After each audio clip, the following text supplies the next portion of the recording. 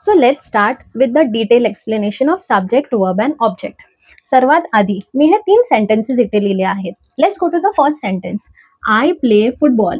मी football खेळत आहे. Okay, तर आय हे कोण झालं? दिस इज द सब्जेक्ट जो फुटबॉल खेळतो आहे.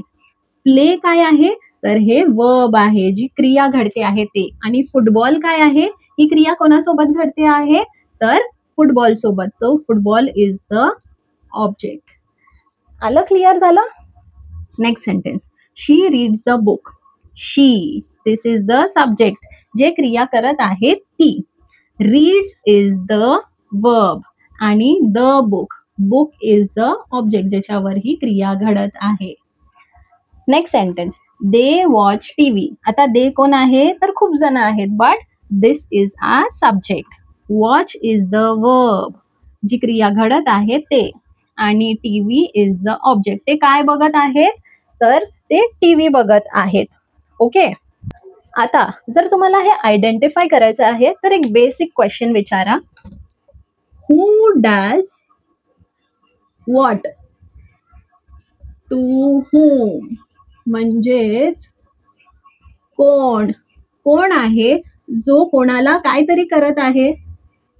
हा जर प्रश्न विचारलात, फॉर एक्झाम्पल, कोण फुटबॉल खेळत आहे? मी फुटबॉल खेळत आहे. I play football. So I is the subject, play is the verb and football is the object. हे खूप इझी आहे. Let's identify some most sentences की तुमचं अजून क्लिअरिटी वाढेल की कसं सेंटेन्स फॉर्म करतात. चला तर काही सेंटेन्सेस आपण बनवूया ज्याच्यात तुम्हाला समजेल की सब्जेक्ट, वर्ब आणि ऑब्जेक्ट काय आहे. Okay, for example, I eat Apple. आता आय झाला आपला सब्जेक्ट, ईट झाली आपली क्रिया अँड ॲपल झाला आपला object. I hope this is clear. Next sentence. Ram drinks water. तर राम झाला आपला सब्जेक्ट, ड्रिंक्स झाली आपली क्रिया आणि वॉटर झाला ऑब्जेक्ट, म्हणजेच की ती वस्तू ज्याच्यावर ही क्रिया घडत आहे. Let's find one more sentence. She writes a letter. She झाली आपली सब्जेक्ट, राइट्स म्हणजे लिहिते आहे, सो दॅट इज क्रिया, आणि लेटर झालं आपलं ऑब्जेक्ट.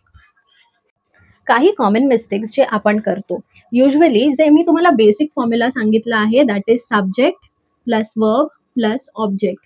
हे नेहमी अशाच सिक्वेन्समध्ये असलं पाहिजे. फॉर एक्झाम्पल, ही सेंटेन्स बघा. Eat I mango.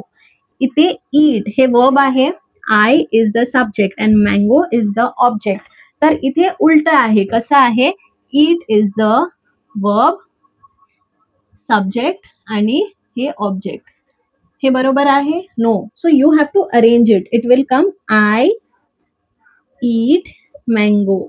आता हे मिनिंगफुल वाटतं आहे? Does this have any meaning? No. So always remember to arrange it. Arrange your sentence properly. आपण बोलताना सुद्धा उलट सुलट बोलतो कधी कधी. I walk on the road ही सेंटेन्स असले, I road walk. Does it have meaning? No. So always arrange in this manner. Next sentence. Book read me. Does it make any sentence? Book मला वाचतंय? No. हा कसा form आहे मला सांगा. This is book is object, object plus read, verb आला आणि नंतर सब्जेक्ट आला. So this formation is wrong. SVO, subject verb object. तर इथे कसा येणार? It will come I read book. आता मी रिप्लेस केला आयनी. Okay, we cannot write me read book. This is wrong English. जेव्हा आपण स्वतःबद्दल बोलतो तेव्हा आपण आय म्हणतो, त्यामुळे हे मी जे आहे हे रिप्लेस झालं आयनी. I read book. आता ते फॉर्म बघा. I is subject, read is verb and book is the object. So always while making sentences, remember this basic formula: subject, verb and object. So this is the challenge time. We'll make some sentences आणि पुढचे sentences तुम्ही सांगणार आहात. I love English. I काय झालं? I is a subject. Love काय झालं? This is a verb.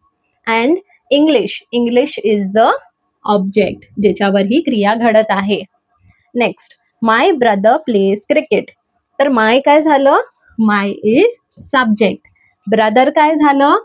Brother is also a part of the subject. Plays is the verb and cricket is the object. तो काय खेळतो आहे? Cricket. Okay. We learn English with प्रेषिता.